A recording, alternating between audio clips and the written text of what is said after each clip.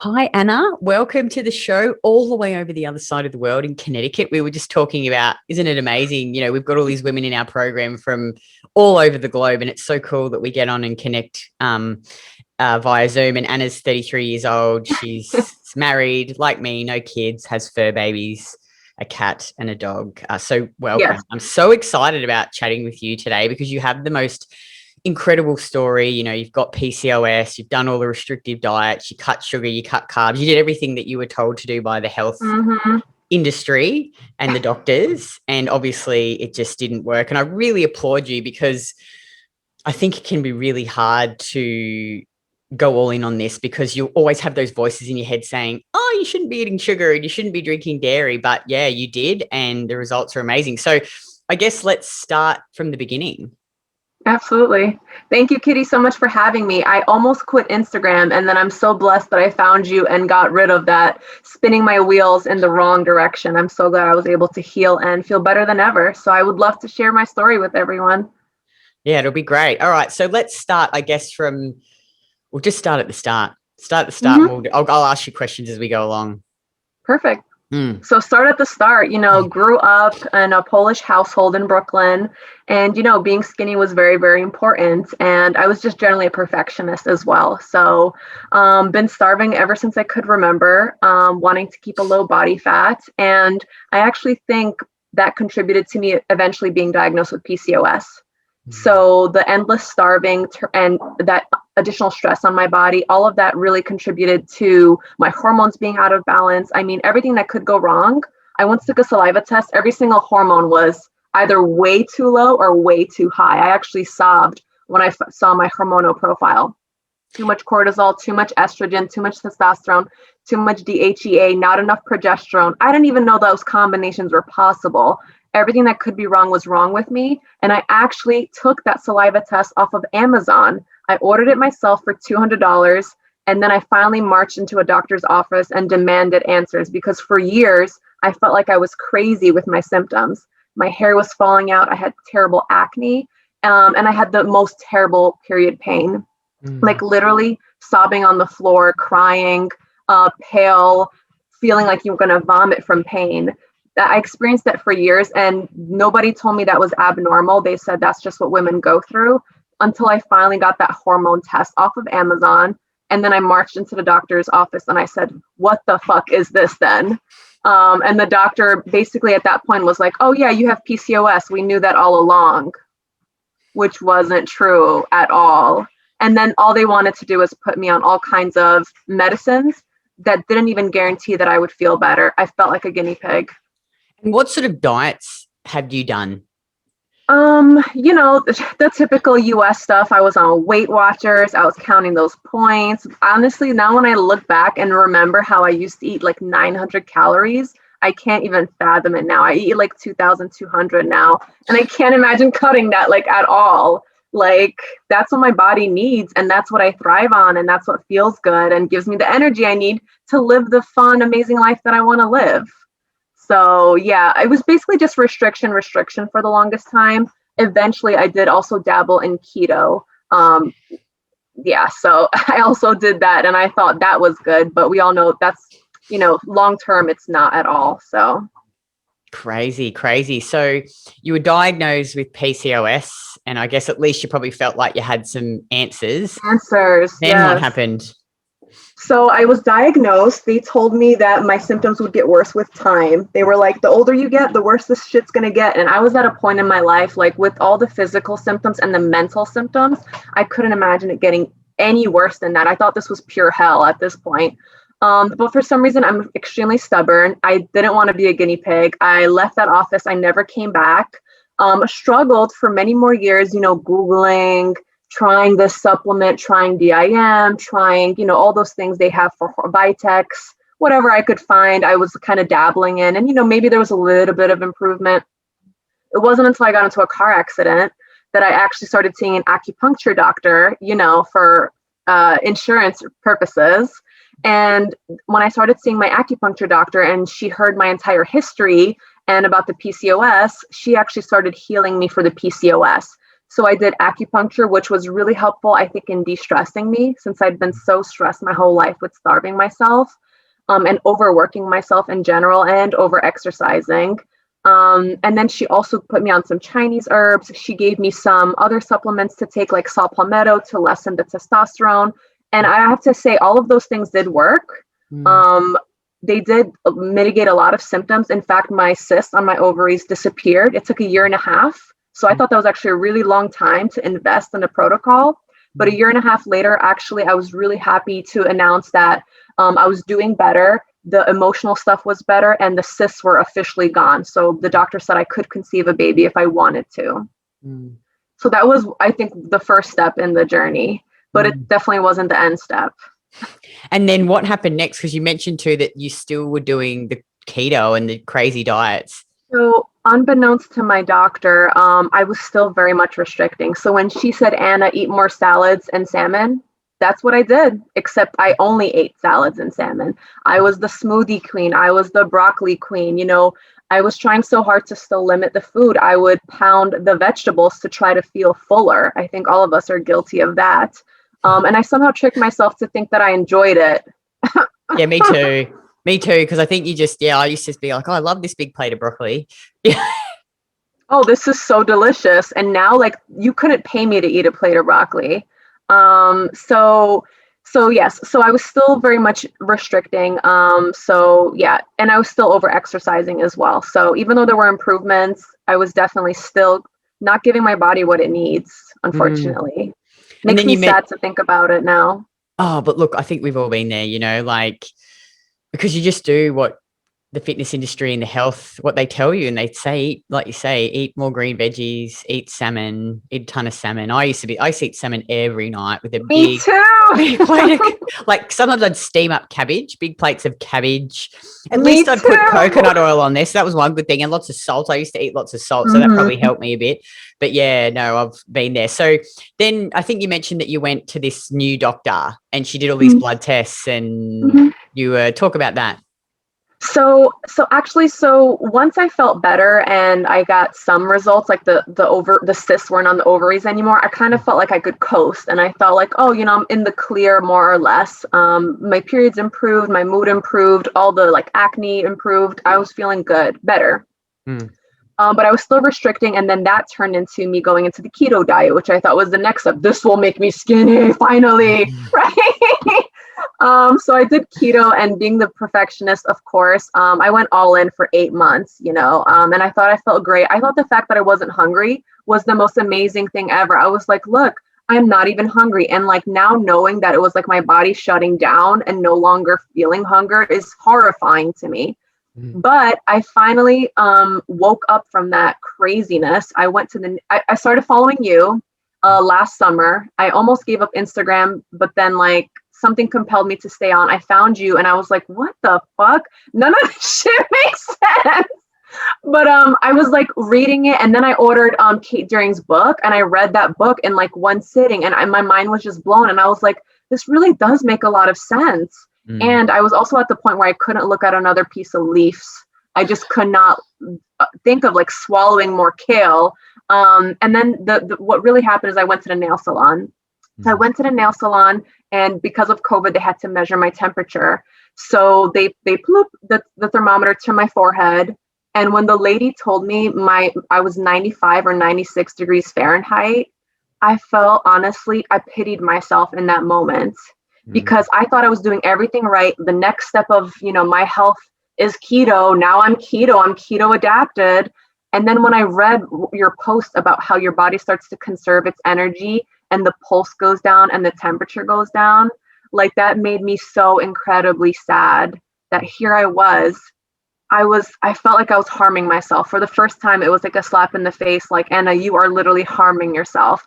And I walked out of that nail salon, and I told my husband, I was like, I'm investing in this program and I'm changing things around because I'm not going to live like this anymore. I've had low pulses and low temperatures my whole life. And I was always told by people and doctors that it's a good thing. It means I'm athletic and it's not unhealthy. But now I knew that it was my body screaming for energy, screaming for sustenance, screaming for the very things that will help me live the life that I want to live. So yes, I left that nail salon and I was like, never fucking again.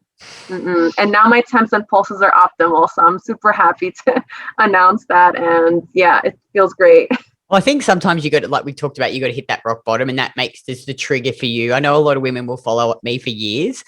And then I just did another interview last night. She's like, oh, she's like in her 50s and she's been in the program for a year now. And she's like, I just wish I'd joined sooner. But you just don't know, like you have to go on your own journey and you have to get there in your own time and be ready to receive this really new information. So then you joined the program. I joined the program last July. And I went all in. So like I went from keto to like fucking condensed milk in my coffee every day. After protein, though. I bet your partner was like, what the hell? Was he like, what is this? Shocked. He's still like, he'll still cook vegetables on occasion and ask me if I want them. And I'm like, literally, I fucking don't like want any of them. Like I like zucchini. I'm like, yeah, okay, but no, like I really don't need it. Oh, so funny. Okay, so you joined the program. I love it. You went all in. Yeah.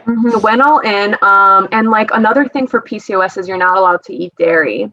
So I had went through like 5 or 6 years of no dairy and thinking that dairy was this demon that was causing my symptoms, right? Yeah, I found that to be a load of bullshit. I think the vegetables were actually destroying my gut, not allowing the vitamins and nutrients to be absorbed properly. So I think the vegetables were the problem this whole time, not the dairy, because I introduced dairy and I was totally fine. In fact, I felt really connected to my ancestors. As I mentioned, I am Polish.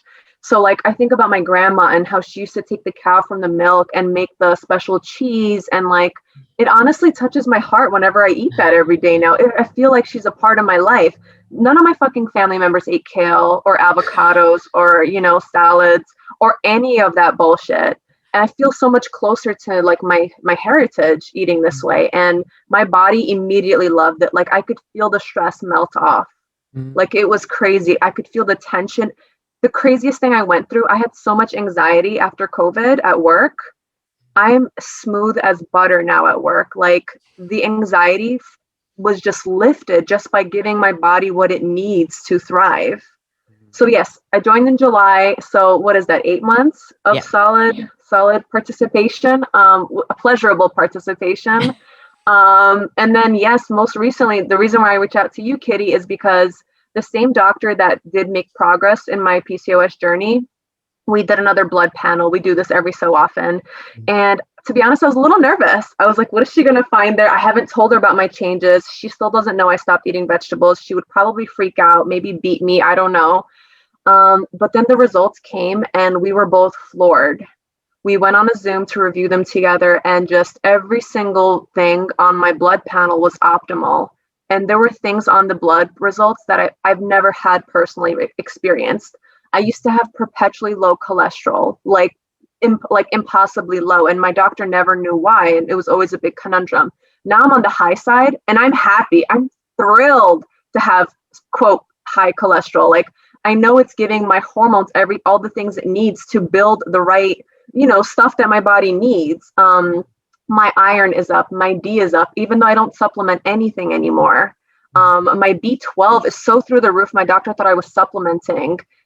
She said she's only seen levels like that with people who supplement heavily B12. And we all know B12 is a really important thing when it comes to your energy production. So mine is like through the roof high now. So like all these things, my hormones, the biggest shock to me was my inflammation. My inflammation used to be extremely high, like the top of the top.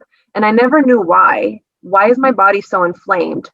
I now know it was the stress, it was the restrictive diets, it was the overworking, over-exercising, and not enough sugar, carbs, and the right kind of nutrients. My inflammation is literally minimal. It's on the very bottom of the range. There's like barely any inflammation. It's just, I still can't even believe it. Like my testosterone used to be like a teenage boy's. Now it's normal.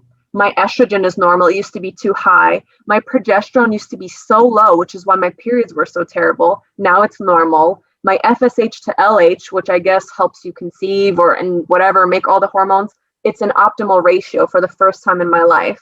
Before it was 3-to-1, now it's 1-to-1, which is ideal. So all those things that I never thought were possible for me as someone who has PCOS, it's staring right back at me in these blood results. Amazing. Just amazing. I bet your doctor was like, what are you doing? She literally was so shocked. And honestly, I didn't want to say too much. Well, I stopped eating vegetables. I did tell her, I am eating a lot more meat and dairy, and I did tell her about the ancestral connection. Yeah, it's so great you love liver too. Yeah, I love liver. I'm Polish, so that's like a normal part of our diet. So, but yeah, it's just been amazing. Like I've never felt better. I never bloat anymore. Like I just feel so great. Like I can't even describe it, honestly. So good. And talk about, because I think this is important as well. A lot of women, because we get different types of women that join our program. Like you're like me, we were the real restrictors. We restricted to maintain low body fat, low body weight. So I think for women like us, we probably needed to gain a bit of body fat and a bit of weight to be healthy. Other women on the other end of the scale, they come into our program, they've got a lot of body fat to lose. They actually lose body fat to get healthy. So talk about that, the bit of weight that you gained and how you felt. So I did gain a bit of weight. I'm not sure how much in pounds because I don't weigh myself because I believe women aren't fish. We don't need scales. But I do measure myself centimeter wise. So I do, it's important to track everything like your pulses, your temps, your measurements. So I do track that. And yeah, I have gained, but at first it bothered me. It's such a mind fuck, right? Especially for women like us who have been trying to be as tiny as possible our whole lives. But when you feel so great, and I don't know, I just went on vacation recently, for example, Kitty, and I went for my 33rd birthday on vacation, and I literally, I kid you not, felt like a goddess. And I'm probably bigger than I ever was. Not like I'm like huge, but you know what I mean? Like I'm bigger than like what I used to consider to be okay for me. And I've never felt sexier. I've never felt more like this is, and I think it's because I treat my body with what it needs and deserves. I'm no longer sending that signal to my body every day, which used to be, I hate you. You need to change. I'm going to give you less and less and less until I beat you into submission, because I allowed my body to feel joy and feel, get the right nutrients and just feel taken care of. Like I gave myself that love through this program and way of eating. I've never felt better in my skin. And I literally felt like a goddess on this beach on my vacation. And yeah, and now when I got those blood results, like any kind of lingering feelings, because those feelings are really difficult to manage for women like us. Any lingering feelings of, oh shit, maybe I should start losing weight now, it just flew out the fucking window. When I saw those blood results, I'm like, maybe I don't. Maybe this is how I was intended to be my whole life. And maybe this is the way I'm meant to be. I feel great. I feel amazing. I love the way I look. And, fuck those little tiny pants in the closet, honestly. 100%. That's so good. I just love you. I love how you swear too. Yeah, sorry. No, it's the best. So good. I love it. Oh, it just makes me so happy to hear this. You just sound happy and healthy. Good on you though for going all in. Like you said, you've been in the program for 8 months. You've really you've done the work, you've tracked, you've measured, you're eating more food. I think that's so key. So many of us for so long just undereat. Like we don't realize how much our bodies actually need on a day-to-day basis to function optimally, And I did have one scary moment at one point. I was getting some headaches, and I reached out to my my coach, and I was like, hey, yes, April. And I was like, I'm getting these headaches, they're kind of annoying. And she's like, well, why don't you up your carbs? And I was like, up my carbs? I've already upped them. I'm like, half of my food is carbs. What do you mean higher? But I trusted her. We upped the carbs. The headaches immediately went away. It was that simple. So all those times in my life when my head was hurting and I was feeling awful, I literally wasn't eating enough, not eating the right things, not eating enough carbs and sugar. And yeah, just think about all those times I felt like shit. And like all this time, the solution was something different. It's just hard to because, it's same with me. I remember when I first stumbled across Emma and her blog post, I'm sure you've read it, about defending fruit and other like simple carbs basically. And I just read it, and like you, I was like, this makes sense to me. Like my whole life, I've done the opposite of this. And, when you actually start to understand human physiology, like if you just open a textbook and it'll tell you that the cells prefer glucose, and you're like, well, have I been cutting all of this sugar and I mean, obviously we're not saying don't go out and eat 10 cups of white sugar. Like, Mm-hmm. some white sugar in a nutrient dense diet is totally fine. But I Yeah. think it's so demonized. We cut fruit, we cut fresh, like Mm-hmm. juice. How amazing is juice? I just love juice, orange juice. Hmm. For me, it's actually honey. Like, once again, it Oh, makes me feel close to my ancestors. yeah. Polish people love honey. We make honey, and it's like being able to have my damn honey in my tea without feeling like I'm, sabotaging anything. And in fact, I'm helping myself. What is Mm. just such a blessing and something I still cherish every day. Oh, I love honey too. I just love all carbs, really. Like, I was just writing a potatoes, Polish. Are they quite like, Yes, yeah. I started eating potatoes when I haven't eaten potatoes in like 5 or 6 years. All I would eat was like maybe a little bit of quinoa, right? Mm. Girl, I eat potatoes every day. Like, I don't know who I was before potatoes right now. Oh, 100%. I feel like because sometimes Craig and I will just sit there and have these random conversations, and I ask him these like stupid questions. I'm like, okay, let's say you're only ever allowed to eat two types of carbs again in your whole entire life. What would you pick? I'm like, go. And he's like, is it solid carbs or no? I was like, just any carbs. You have to pick two. And my two would be potatoes and juice, or fresh orange juice. I think Nice, yours obviously nice. would be honey. I would say honey and blueberries, but then potatoes probably third place. Yeah, they're just so versatile. I'm actually writing a post to the content next week about potatoes and being a potato hoe. And I'm I like, think it should be a poem. It sounds like an ode to oh, that's so amazing. potatoes. So a lot of women I think that are considering joining our Win at Life program are really, really skeptical, obviously, because they're like, oh my God, I've done all of the restrictive diets before, and they think, oh God, I'm not sure about investing this sort of money in a program that I just don't know if it's going to work. Do you feel like you've gotten value for money, and that, it sounds like it's been life-changing, really. Are you kidding me? It's a steal. like seriously. I think, because obviously there's like free information out there. You could just read and be like, this is what I'm gonna do. But if I didn't have the coaches there and the people that are doing the same thing and have gone through the same thing, I would never have the nerve to embark on this journey. Because I would be just too scared.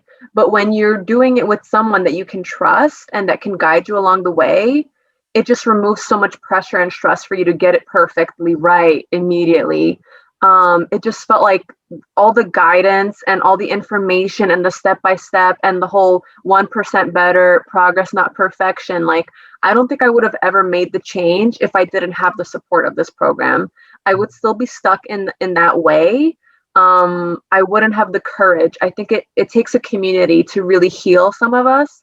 I think some of us really need that strong support. Getting a little emotional, but I think some of us need more people to help us heal. And to me, the price to belong in this program is more than worth it. And it's given me the guidance, the courage, the tools to follow along. And I couldn't be happier with results 8 months later, having the most amazing blood results of my life, feeling like a goddess, no longer having anxiety, feeling like I'm finally like optimally functioning. I honestly right now feel like I can take on any dream or goal that I have at this moment. Oh, wow. That's so amazing. You've just articulated it so well. That's how I feel about this too. It's so life changing. I think that's why I'm just so passionate about it and Mhm. sharing it with other women. And, just I see it every day. If they go all in like you have and trust the process and put the work in and be consistent, it really can change your life. And like you say, Mhm. it's not just about the health or how you look. You Mhm. actually feel like you've got the strength to pursue what Mhm. you want in your life. You're Mhm. way more balanced. You can cope with stress Mhm. better. You can make better decisions, and you've got more courage because you're not All of feeling like it. shit because you're just starving Mhm. yourself and not sleeping. So yeah, I think Mhm. I just love you. You're so like animated and you've got such great energy. And obviously I love it that you swear. Oh, so I was great. I was actually before joining this podcast when you invited me. I was actually delighted because something that I've noticed about you is you're not just bold and you don't just have like these crazy ideas and you don't just always say what's on your mind, but you're actually one of the most amazing listeners I have ever witnessed in my entire life. You really allow a person to be heard, and it's such a unique and beautiful quality about you that I've always admired. So I was really excited that you invited me here. Oh, gee, thanks very much. Maybe you should tell Craig that. Shoot him a note. Sometimes he's like, shut up, Kitty. But you know what it's like with your partner. You Different. sometimes. Yeah.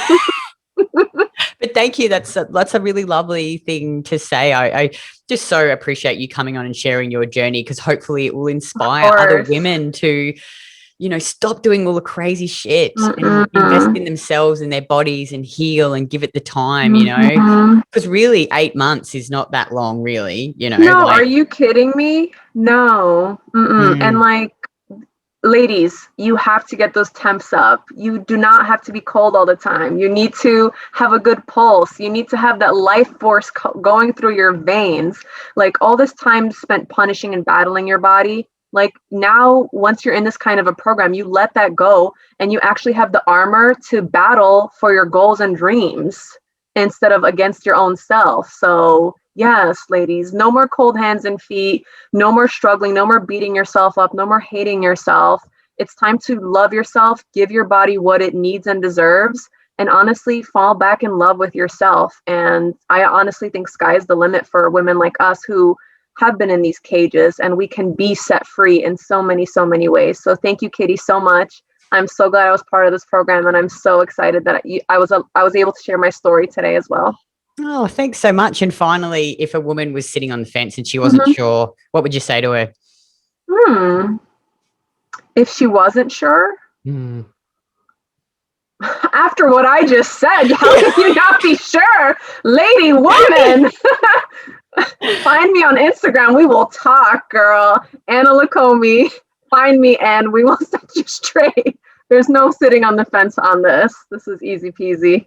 Oh, you're so funny. I love it. Well, thank you so much, Anna. I really appreciate you taking the time and coming on and sharing your story. And I'll chat with you in the program. Awesome. Thank you so much, Kitty. See you, ladies.